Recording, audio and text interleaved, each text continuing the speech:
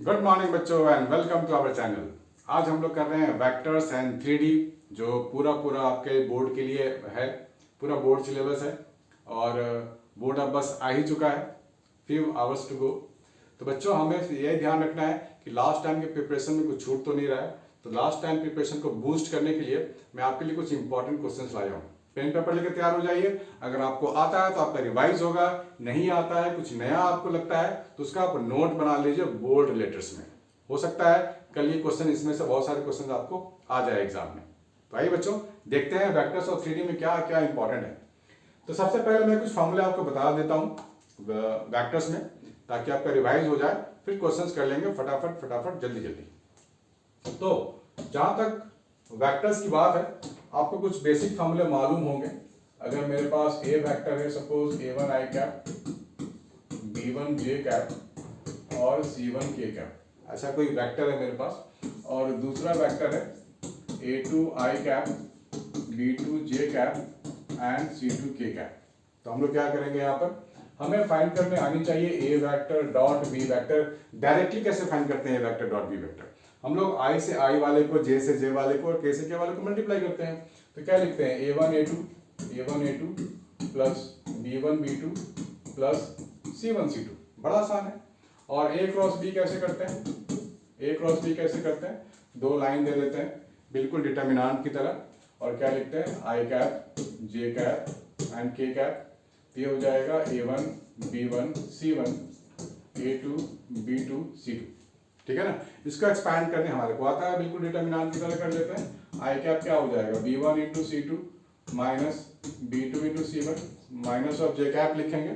तो a1 c2 minus of a2 c1 plus जहां तक k कैप की बात है, उसके लिए क्या लिखेंगे, a1 b2 minus a2 b1 लिख लेंगे। तो पूरा a क्रॉस b आपको मिल गया है।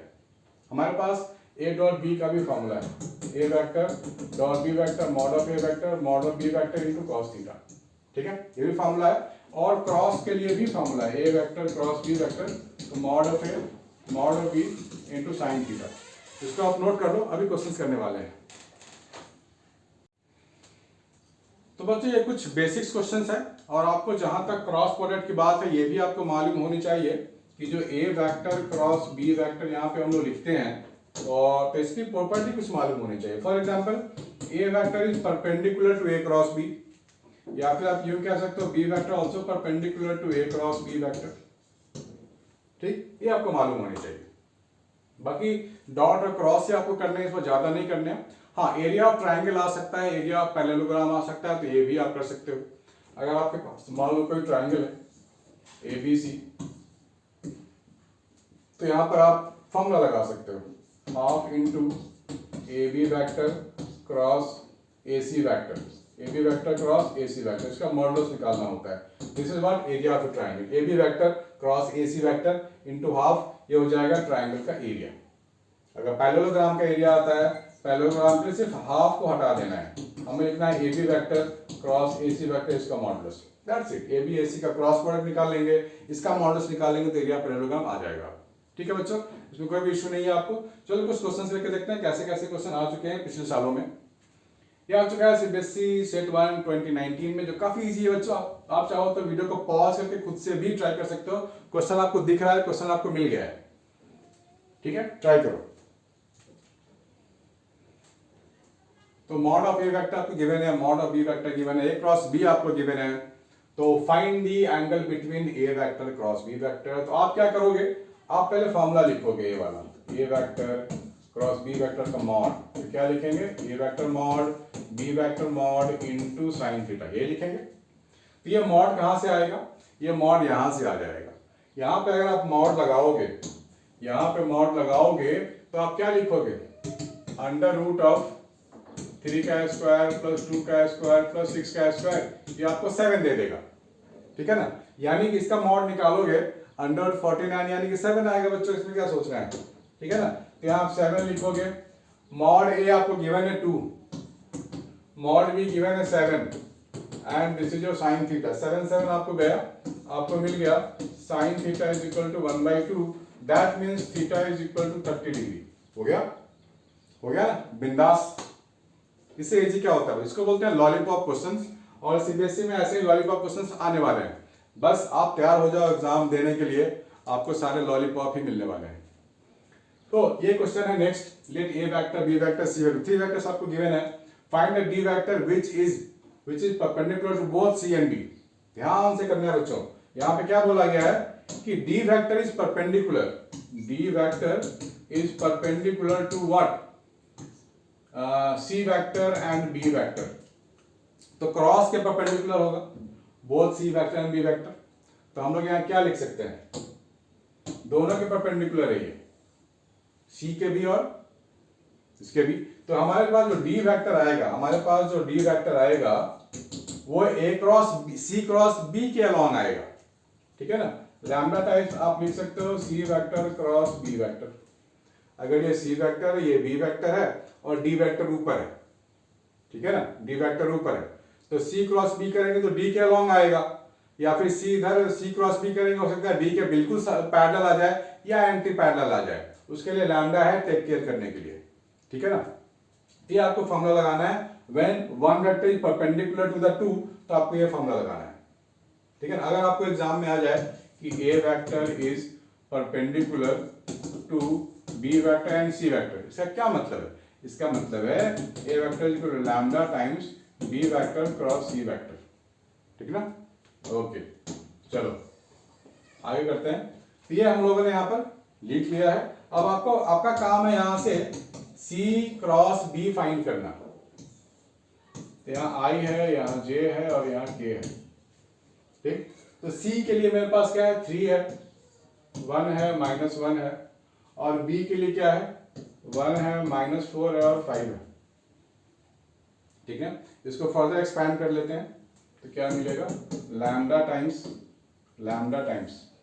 आई कैप के लिए एक्सपैंड करोगे आप तो 5 -4 यानी कि 1 लिखोगे आप, माइनस जे कैप के लिए करोगे तो 15 + 1 16 हो जाएगा ये, और के कैप के लिए एक्सपैंड करोगे तो 15 + 1 16 होगा, सॉरी -12 -1 -13 हो जाएगा ये आपको मिला। अब इस लैम्डा को आप अंदर जाने दो तो आपको डी वेक्टर मिल जाएगा। क्या मिल जाएगा, ये हो गया आई कैप इंटू लैम्डा प्लस जे cap into -16 lambda plus K cap into -13 lambda, ठीक ना। ये मिल गया हमारे को डी वेक्टर, आई के साथ लैम्डा, जे के साथ -16 लैम्डा, के साथ -13 लैम्डा। तो हमारे को यहाँ पे बोला गया D vector dot A vector है, ये D vector dot A vector equal 21। तो ये डी है और ये ए है, दोनों का डॉट निकाल लो, डॉट निकालो तो हमारे को आता है किसी भी दो वेक्टर के लिए। तो मैं क्या लिखूंगा, D dot A lambda into 4, ये तो 4 लैम्डा हो गया, -16 लैम्डा इंटू 5, ठीक है ना, plus -13 lambda into -1 is equal to 21, ठीक है ना। तो यहां से मुझे क्या मिलेगा, यहां से मिल जाएगा 4 लैम्डा -80 लैम्डा, ठीक है ना, plus 13 lambda is equal to 21, ये मिल गया। तो -80 लैम्डा प्लस ऑफ 17 लैम्डा, तो 80 और 17 यहाँ माइनस है यहाँ प्लस है, तो कैलकुलेट करेंगे तो 63 आ रहा है, minus of 63 lambda is equal to 21, तो लैम्डा हो गया -1/3, लैम्डा हो गया -1/3। तो लैम्डा या -1/3 अगर डाल दें तो हमारा डी वेक्टर आ गया ना, तो लैम्डा की जगह आप यहाँ डाल दो -1/3 हो गया, आपका काम खत्म है ना, इजी। इसको नोट करो फिर आगे बढ़ते हैं। वेक्टर का दूसरा क्वेश्चन है, ये है तो बहुत इजी, शायद आपको आता होगा, नहीं आता है तो ध्यान से देख लीजिए क्योंकि है बड़ा इंपॉर्टेंट। मुझे तो लगता है कि एग्जाम में इस तरह के क्वेश्चन आ सकते हैं। Using vectors find the area of triangle ABC with vertices. ये वर्टेक्स आपको गिवन है, ठीक है ना, ट्राइंगल का वर्टेक्स गिवन है। तो सबसे पहले आप वेक्टर्स फाइंड करोगे जब भी आपको वेक्टर्स गिवन हो, क्योंकि एरिया ऑफ ट्राइंगल क्या होता है, area of triangle half into AB vector cross AC vector, कैसे निकालेंगे हम लोग। तो सबसे पहले आप AB वेक्टर फाइंड कर लो, ए बी वेक्टर क्या होगा 2 माइनस 1 आई कैप, माइनस 1 माइनस 2 माइनस 3 जे कैप, 4 माइनस 3 तो plus K cap. AC vector क्या होगा, एसी वेक्टर क्या होगा 4 माइनस 1, ऐसे निकालते हैं ना, सी माइनस ए, कोऑर्डिनेट्स को माइनस कर दो आप, 3 आई कैप प्लस 3 जे कैप माइनस 4 के कैप। ठीक है ना, ये हमारे पास आ चुका है A B vector AC vector, यहां डाल देते हैं, सीधी सी बात है, क्रॉस प्रोडक्ट आप निकाल लो। तो सबसे पहले काम है क्रॉस प्रोडक्ट निकालना, A B vector cross AC vector का। तो क्या होगा, आई हो जाएगा, जे हो जाएगा और के हो जाएगा। तो ए बी वैक्टर क्या है, 1 है, माइनस 3 है, 1 है, 3 है, 3 है, माइनस 4 है। ठीक है, तो यहां पर मैं लिखूंगा आई कैप। अब आई कैप के साथ क्या लिख सकता हूं मैं, ये हो जाएगा 12 माइनस 3, 12 माइनस 3 यानी कि 9, minus of J cap, minus 4 minus 3 तो माइनस ऑफ 7। ठीक है, ये हो जाएगा 3 और प्लस 9 ये हो जाएगा 12, 3 प्लस 9 ये हो गया 12। ये हो गया ए बी वैक्टर क्रॉस, इसका आप निकालोगे मॉडुलस, तो एरिया क्या आ जाएगा, half into modulus of this, तो मॉडुलस तो निकालने हमारे को आता ही है, ये हो जाएगा 81 प्लस 49 प्लस 144। ठीक, ऐड करके आप आंसर निकाल सकते हो, this is the answer. Add और रूट निकालना तो बच्चे कोई भी निकाल लेगा। ठीक है ना, आगे बढ़ते हैं। Using vectors find the area of the triangle, बिल्कुल सेम क्वेश्चन आ गया दिल्ली 2017 में। देखो इतने सारे, बहुत सेट, हर एक सेट में आ चुका है, 1 2 3 2020 2017 बहुत बार आ चुका है। तो ये भी आपके लिए इजी है, ध्यान से आप कर सकते हैं। आप क्वेश्चन को देख के स्क्रीनशॉट ले लो, ऐसे क्वेश्चंस आते हैं। आगे बढ़े हैं तो हमारे को मिल रहा है ए वेक्टर गिवन है, बी वेक्टर गिवन है, find the vector C such that A cross C is equal to B vector and A dot C is equal to 6। ये गिवन है, ट्राई करके देखो बच्चों।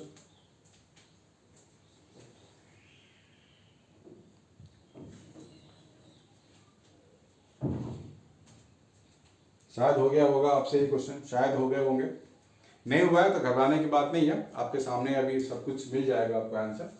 हमारे को बोला गया है फाइंड सी वेक्टर, तो सी वेक्टर आप एज्यूम कर लो, let C vector X I cap Y J cap Z K cap, assume कर लो।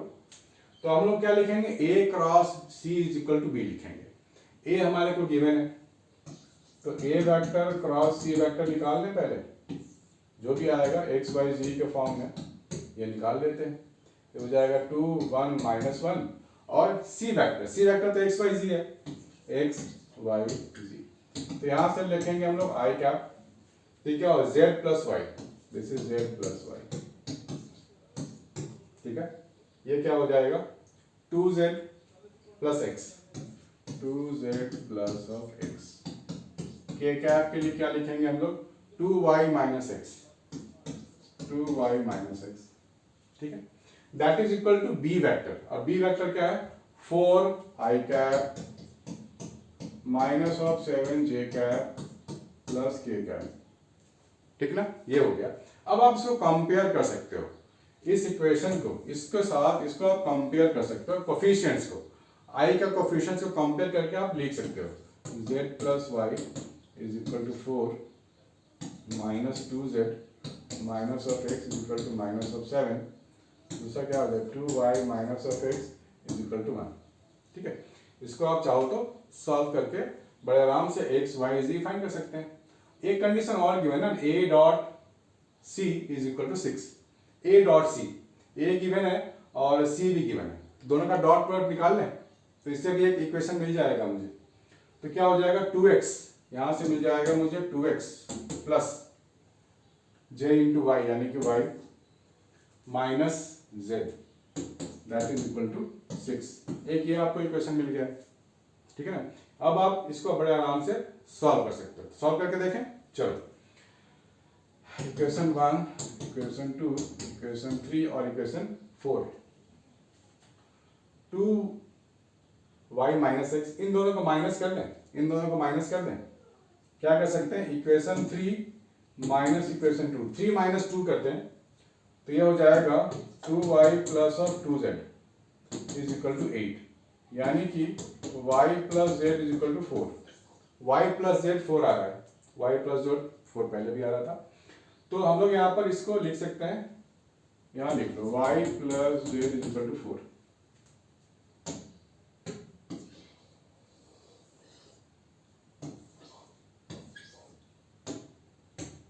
ठीक है, अब यहाँ पर y है और यहाँ भी y है, तो इसको हम लोग इन्वॉल्व कर सकते हैं, यहाँ पर इसको इन्वॉल्व कर सकते हैं, यहाँ से आप उठा लो y प्लस जेड की वैल्यू, इसको माइनस कर देते हैं, दिस इज इक्वेशन 4 मान लो और ये 5 मान लो, इसको माइनस कर देंगे तो यहाँ से y का टर्म खत्म होने वाला है, दिस माइनस दिस, तो 2x खत्म हो गया, minus of 2z is equal to 2, तो x minus Z is equal to मिल गया 2, और x z का टर्म यहाँ भी आपके पास है, यहाँ पर क्या है 2z plus x is equal to 7। ठीक है, अब आप यहां से इसको आपस में माइनस करो, दिस माइनस दिस, तो 2z माइनस जेड 3z हो गया, ये x तो गया, 7 माइनस 2 5 हो गया, तो z की वैल्यू आ गई 5/3, z की वैल्यू आ गई 5/3। अब यहाँ 5/3 डालोगे तो y की वैल्यू आ जाएगी, सिमिलरली y की वैल्यू यहाँ डालो, x की वैल्यू आ जाएगी, और x y z की वैल्यू आप यहाँ डाल दोगे। ठीक है, ये तो आसान है, ये तो कर सकते हैं हम लोग। चलो तो खत्म ही कर डालते हैं, खत्म ही कर डालते हैं। z प्लस वाई 4 था, z plus Y is equal to 4, z आ चुका है 5/3, तो y हो जाएगा 4 माइनस 5/3, 12, दिस इज 7/3, y की वैल्यू आ गई 7/3, z की वैल्यू 5/3 यहाँ डाल देते हैं, तो x की वैल्यू आ जाएगी 2 प्लस 5/3, 11/3, तो x की वैल्यू आ गई, y की वैल्यू आ गई, और z की वैल्यू है 5/3, तो ये x y z तो मुझे फाइंड करनी थी ना। चलो इसको नोट करो बच्चों, फिर आगे बढ़ते हैं। चलो बच्चों आगे बढ़ते हैं, क्योंकि ये क्वेश्चन था इजी, समझ में आ गया होगा आपको। आगे बढ़ोगे तो बोला गया फाइंड द डायरेक्शन कोसाइन, जो 3D के बच्चे, जो 3D आप लोगों ने पढ़ा होगा बच्चों, उसमें था ना direction cosine of A line which makes an equal angles with the coordinate axis. ठीक है, equal angle with the coordinate axis, तो हम लोग डायरेक्शन कोसाइन क्या लिखते थे, cos alpha, cos beta, cos gamma. ठीक है ना, find the direction cosine of A line which makes equal angles with the coordinate axis. Equal angles यानी कि हमारे को गिवन है alpha is equal to beta is equal to gamma. ठीक है ना, गिवन है, इक्वल है, तो इसको हम लोग एल नाम देते थे ना, L is equal to what, cos alpha. ठीक है, लेकिन ये सारे के सारे इक्वल है। एम हम लोग क्या बोलते थे, एम बोलते थे कॉस बीटा, आपको शायद याद होनी ही चाहिए, और एन क्या था, कॉस गामा, ये बोलते थे हम लोग। और हमारे पास फॉर्मूला क्या था, L square plus M square plus N square is equal to 1। ठीक है, तो एल स्क्वायर का मतलब क्या हो गया, कॉस स्क्वायर अल्फा। ठीक है, एम स्क्वायर भी यहाँ सेम होगा क्योंकि सारे एंगल्स इक्वल हैं, तो ये हो जाएगा कॉस स्क्वायर अल्फा, ये भी हो जाएगा कॉस स्क्वायर अल्फा। ठीक, तो कहने का मतलब ये हुआ कि हमारे पास 3l स्क्वायर हो गया, ये सारी की सारी वैल्यू इक्वल है, तो l क्या हो जाएगा, प्लस माइनस 1/√3, प्लस माइनस 1/√3, तो डायरेक्शन कोसाइन, तो कॉस अल्फा भी यही आ गया मेरे पास, कॉस अल्फा हो गया ना प्लस माइनस 1/√3। ठीक है ना, कॉस बीटा भी इतना होगा, कॉस गामा भी इतना होगा, तो है ना इजी, इसमें तो एक नंबर का कुछ आ सकता है शायद।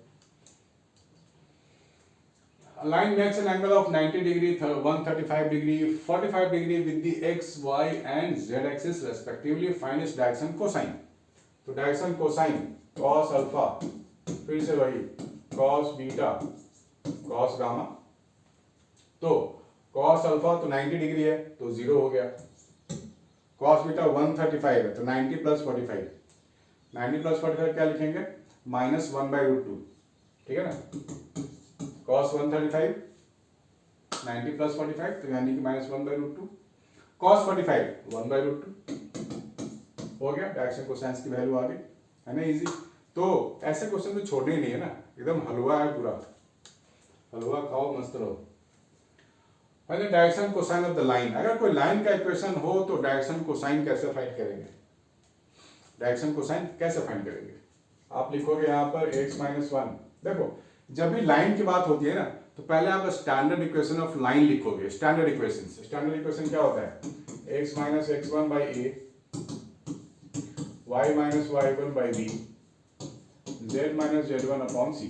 ये जो ए बी सी है ना, ये है डायरेक्शन रेशियोज, ठीक है, डी आर लिखते हैं, डायरेक्शन रेशियोज ए कॉमा बी कॉमा सी, स्टैंडर्ड इक्वेशन। तो आप पहले इसको स्टैंडर्ड इक्वेशन में कन्वर्ट करो, अगर नहीं है तो x minus one by two, Y minus zero upon minus one, Z minus of minus one upon two. तो आपको डायरेक्शन रेशियो क्या मिला?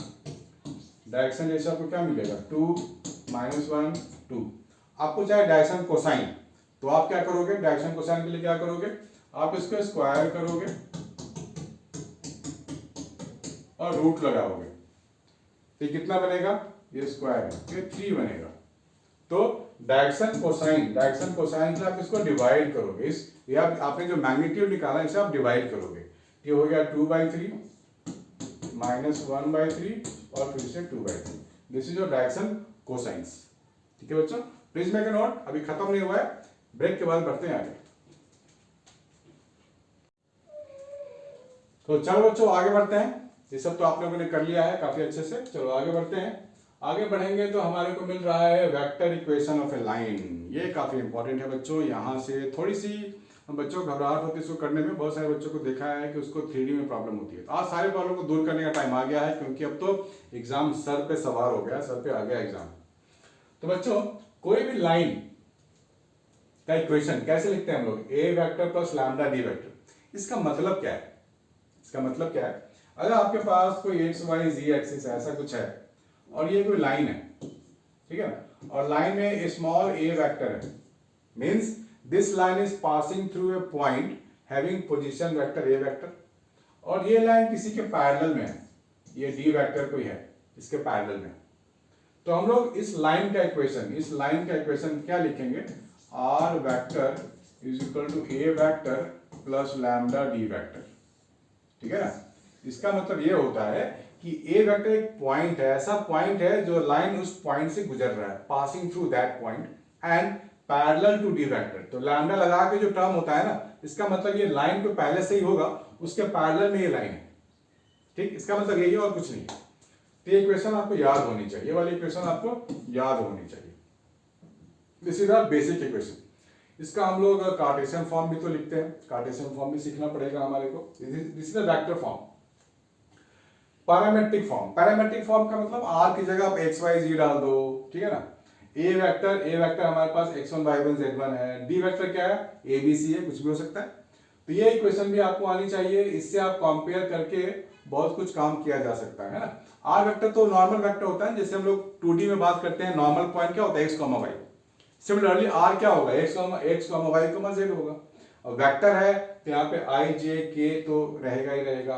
ए वेक्टर ये given point, this is a vector, तो ये गिवन पॉइंट है x1 y1 z1 plus lambda times हमारे पास D vector है, तो डी वेक्टर का अपना पोजीशन वेक्टर है, that means A I cap plus B J cap plus C K cap. ठीक है, ये लिख सकते हैं, ये लिख सकते हैं हम लोग। इसको आप खोल के सिंप्लीफाई करोगे तो ये पॉइंट आपको मिलेंगे, एक्स वाई जी वाले, ये सारे पॉइंट आपको मिलेंगे। ठीक है ना? है तो आसान, बहुत ही आसान है, बहुत ही लॉलीपॉप है। बस आपको ये ध्यान में अगर आता है तो बहुत सारे क्वेश्चन सॉल्व किए जा सकते हैं, बहुत सारे क्वेश्चन इससे सॉल्व किए जा सकते हैं। Cartesian equation of A line ये आपको मालूम होने चाहिए, मालूम ही होगा आपको। और यहाँ पर ए बी सी है, डायरेक्शन रेशियोज होते हैं। ठीक है, डायरेक्शन कोसाइन, जब डायरेक्शन रेशियो को हटा के डायरेक्शन कोसाइन लिखा जा सकता है। ठीक है, स्क्यू लाइन, शॉर्टेस्ट डिस्टेंस, ये सब भी हम लोग करने वाले हैं। शॉर्टेस्ट डिस्टेंस फॉर्मूला भी बहुत इंपॉर्टेंट है बच्चों, पहले वो फॉर्मूला ही लिख लो। शॉर्टेस्ट डिस्टेंस अगर मैं लिखता हूं R vector is equal to a1 vector plus lambda times b1 vector, ठीक है ना। R vector is equal to a2 vector plus lambda times b2 vector.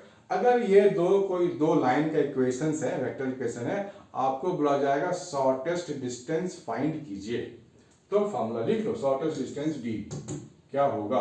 पहले तो आप ये डंडी डाल दो, मॉडुलस भाई डिस्टेंस ही तो है ना, तो मॉडुलस तो डालना ही पड़ेगा पॉजिटिविटी के लिए।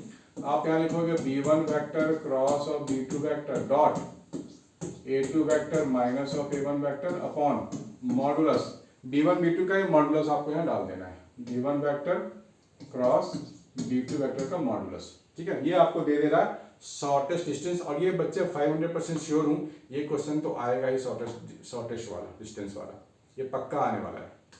अगर IIT JEE के लिए आपको 3D करना है तो उसका भी मैं लिंक यहाँ डाल दूंगा। JEE के एग्जाम में बहुत पास आ गए हैं, 6 अप्रैल से लेकर 12 अप्रैल तक एग्जाम है, तो दम लगा के पढ़ो, थोड़ा और दम दिखाओ तो कर सकते हो। तो 3D का पूरा आपका वीडियो बना हुआ है आपके लिए, बहुत सारे चैप्टर्स का ऑलमोस्ट बना रखे हैं मैंने, जो भी आपको चाहिए चैनल पे जाके आप खोज सकते हो, पढ़ सकते हो। बहुत ईजी है, बहुत ईजी वे में मैंने बनाया, बहुत मेहनत करी है उसके लिए। चलो इससे रिलेटेड कुछ क्वेश्चन देखेंगे, इसको नोट कर लो पहले जल्दी जल्दी।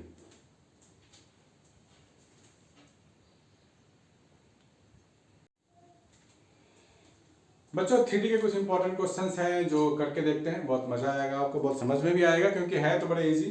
बस थोड़ा सा फोकस करना है आपको, तो सारी चीज इजी ही लगेंगे आपको। और मैं दावे के साथ कहता हूं कि आपको दोबारा फिर 3D वेक्टर्स पढ़ने की जरूरत नहीं पड़ने वाली। पूरा का पूरा वीडियो देखो, पूरा नोट डाउन करो, दोबारा पढ़ने की जरूरत पड़ेगी नहीं। Find the coordinates of the point where this line cuts the XY plane. XY plane में अगर कट करता है कोई भी लाइन, जैसे हम लोगों ने 2D में पढ़ा तो था, कोई लाइन अगर x एक्सिस से पास करेगा तो क्या होगा, y कोऑर्डिनेट 0 होगा, और y एक्सिस से पास करेगा तो x कोऑर्डिनेट 0 होगा। यहाँ हम प्लेन की बात कर रहे हैं, XY प्लेन में कट करेगा तो z वाला कोऑर्डिनेट 0 होगा। तो आप लिख सकते हो z इज इक्वल टू 0 है, क्योंकि XY प्लेन में कट हो रहा है, तो z को 0 डाल दो और देखो आपको क्या मिलता है, x plus 3/3 is equal to y minus 1 by this and 0 minus 5 upon minus 5, ये तो 1 हो गया। That means x plus 3/3 is equal to 1, तो x इज इक्वल टू 0 हो गया। ठीक है ना, इसको भी 1 से इक्वेट कर सकते हैं हम लोग और इसको भी कर सकते हैं, इसलिए x 0 आ गया। y minus 1 upon minus 1 is equal to 1, that means y is equal to 0। तो x भी 0, y भी 0, z भी 0, तो कौन सा पॉइंट मिला आपको, 0, 0, 0, यानी कि that plane must be passing through origin. ठीक है, दिस लाइन, ठीक है ना, this line must be passing through the origin, तब ये पॉसिबल है। चलो अच्छी बात है, थोड़ा सा आगे बढ़ते हैं और find the vector equation of a line which passes through this point and parallel to this vector. तो बहुत ही आसान है, हम लोगों ने अभी अभी लिखा था ना, a vector plus lambda d vector. a vector lies on this line only, line passing through a vector and parallel to d vector, parallel to d vector। यहाँ क्या लिखेंगे, 3i cap plus 4j cap plus 5k cap plus lambda times d vector, यानी कि parallel वाला, 2i cap plus 2j cap minus 3k cap. ठीक है, ये हो गया हमारा काम तमाम, ये वेक्टर खत्म है ना लॉलीपॉप, बहुत इजी है।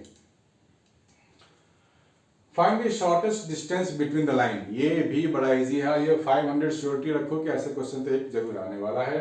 पहले इस लाइन को आप सिंप्लीफाई कर लो, क्योंकि यहाँ टी भी घुसा हुआ है, मिक्स है, ये पूरा मिक्सअप है। आप यहाँ से पहचान नहीं पाओगे कौन सा A1 है, कौन सा A2 है, कौन सा B1 है, कौन सा B2 है। तो यहां से अगर आप खोल दोगे तो आपको मिलेगा I plus 2j cap plus k cap plus t times I cap minus j cap plus k caps. ठीक, ये आपको मिल गया। तो इसको आप नाम दे दो, इसको आप नाम दे दो A1 वेक्टर, इसको नाम दे दो आप B1 वेक्टर। सिमिलरली दूसरी वाली लाइन हमारे पास ये है, इसको भी आप ओपन कर दो, क्या लिखेंगे हम लोग, 2i cap plus j cap minus k cap plus s जो यहाँ पे कांस्टेंट है, इसको आप बाहर कॉमन निकाल के बाहर ही रखो। s के साथ लगा हुआ है 2i कैप, s के साथ लगा है माइनस ऑफ j कैप और s के साथ लगा है 2k कैप, ये लगा है। ठीक, तो इसको आप नाम दे दो A2 और इसे नाम दे दो आप B2। अब फॉर्मूला तो आपके पास है, तो सबसे पहला काम आप करोगे B1 क्रॉस B2 निकालने का। क्या काम करोगे, B1 vector cross B2 vector. ठीक है ना, B1 cross B2 I J और K। B1 है 1 माइनस 1 1 और B2 क्या है 2 माइनस 1 2। तो यहां से मुझे क्या मिलेगा -2 + 1, -2 + 1 यानी कि -1, फिर माइनस j कैप करेंगे तो 2 - 2 0 हो गया, ठीक है ना, 2 - 2 0 हो गया। और k कैप के लिए काम करेंगे तो क्या मिलेगा मुझे -1 + 2, -1 + 2 यानी कि सिंपल 1 मिलेगा। ये आपको मिल गया B1 क्रॉस B2, ठीक है। इसका मॉडुलस भी आप निकाल लो, मॉडुलस ऑफ B1 और ये वेक्टर हो गया इसका मॉडुलस क्या आ जाएगा √2। फिर क्या चाहिए आपको, और चाहिए A2 vector minus A1 vector आपको चाहिए। A2 माइनस, आपको दिख रहा है साफ साफ, मेरे को कैमरा चेक करना होता है, दैट्स फाइन। अब आपको फाइंड करनी है A2 minus A1, A2 minus A1 कर दो, ये होगा I कैप, J दे, ये हो जाएगा माइनस ऑफ J कैप, ये हो जाएगा माइनस ऑफ 2K कैप। अब फॉर्मूला तो हमारे पास अवेलेबल है, डिस्टेंस वाला फॉर्मूला तो है हमारे पास, मॉडुलस लगाते हैं और डॉट प्रोडक्ट निकालेंगे। किसका dot product, B1 cross B2 और A2 माइनस 1 का डॉट, तो -1 × 1, ठीक है, तो ये -1 हो गया, 0 के साथ 0 हो गया और ये -2K हो गया, -2 हो गया, ठीक।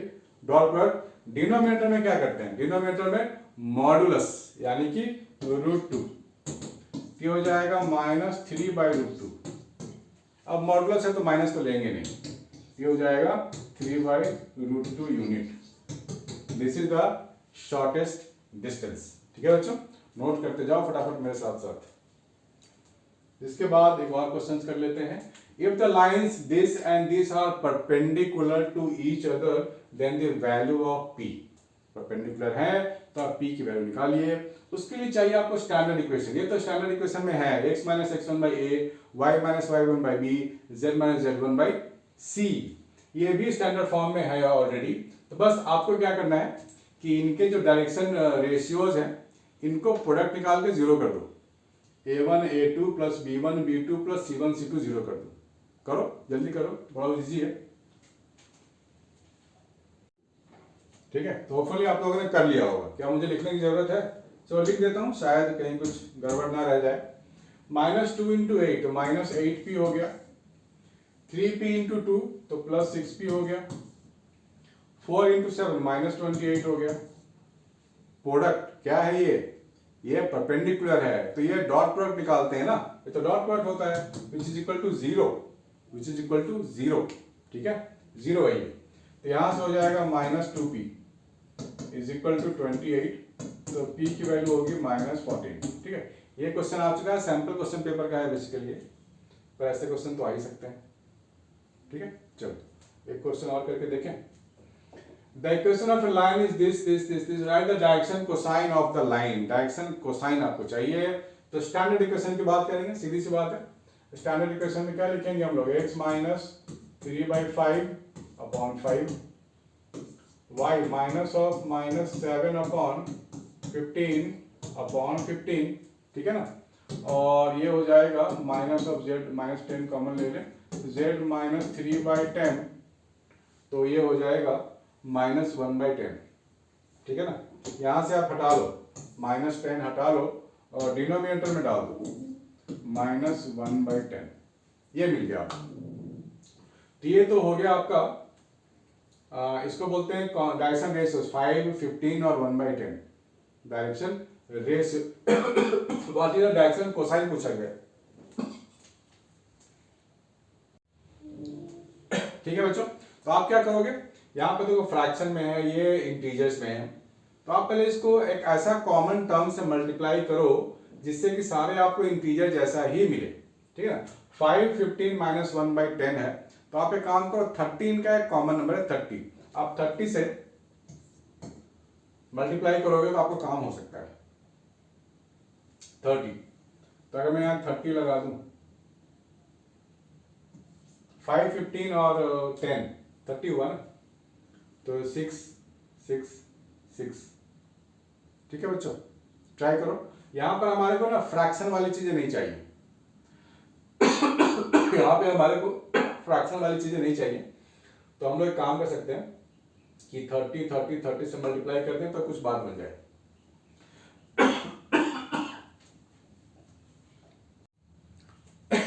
तो सबसे पहले आपको ना, चलो मैं शुरू से कर देता हूँ, सॉरी फॉर द डिस्टर्बेंस। यहाँ पर आपको करना क्या है, यहाँ पर आपको कॉमन लेकर के x माइनस x1 बाई ए के फॉर्म में लाना है, y minus y1 by B के फॉर्म में लाना है, z माइनस z1 बाई सी के फॉर्म में लाना है। तो यहाँ से जब आप 5 हटाओगे तो क्या मिलेगा, x माइनस 3 बाई 5, ये मिलेगा ना। और यहाँ से जब 15 हटाओगे तो क्या मिलेगा, y प्लस 7 बाई 15 मिलेगा। यहाँ से माइनस 10 जब हटाओगे तो क्या मिलेगा, z माइनस 3 बाई 10 मिलेगा। तो यहाँ जो नंबर्स आपको मिल रहे हैं 5, 15 और माइनस 10, तो इनका आप कॉमन नंबर कोई आप सोचो क्या हो सकता है, वो 30 ही है, तो आप 30 से डिवाइड कर दोगे, सीधी सी बात है, 30 से आप डिवाइड कर दो तो आपको एक इंटीजर मिलेगा। ठीक है, आपको इंटीजर मिलेगा जो कि डायरेक्शन रेशियो होगा। तो ये इसको आप काटोगे तो 6 हो गया, ये 2 हो गया और ये -3 हो गया। ठीक है, तो आपको डायरेक्शन रेशियो तो मिल गया, 6 है, 2 है, -3 है। लेकिन यहाँ आपको बोला गया डायरेक्शन कोसाइन। डायरेक्शन कोसाइन का क्या मतलब है, इसका मॉडुलस निकालोगे तो क्या मिलेगा, 6 का स्क्वायर प्लस 2 का स्क्वायर प्लस -3 का स्क्वायर, तो 36 प्लस 4 प्लस 9 यानी कि √49 हो गया ये, यानी कि ये 7 आपको मिलेगा। तो आप क्या करोगे, 7 से डिवाइड, डायरेक्शन कोसाइन के लिए क्या करोगे, 6/7, 2/7, -3/7। This is the way to do. ये आपके स्टेप्स को ध्यान में रखने हैं कि हमें इंटीजर ही चाहिए, इस चीज का आप ध्यान रखना, ताकि आपको कहीं भी कोई भी कष्ट ना हो सॉल्व करने में, बड़े आराम से कर सकते हैं। ठीक है, ये तो हम लोग कर चुके हैं परपेंडिकुलर वाले। तो बच्चों आज के लिए इतना ही क्वेश्चंस है, इसमें आपको होपफुली आपको समझ में आया होगा। लेकिन आपको अभी भी कोई डाउट है तो मुझे आप अपने व्हाट्सएप से के जरिए आप मुझे अपने डाउट भेज सकते हो, डेफिनेटली आई विल रिप्लाई। तो बच्चों को पसंद आया तो लाइक कमेंट शेयर जरूर करना। मिलते हैं नेक्स्ट वीडियो में, बाय एंड टेक केयर।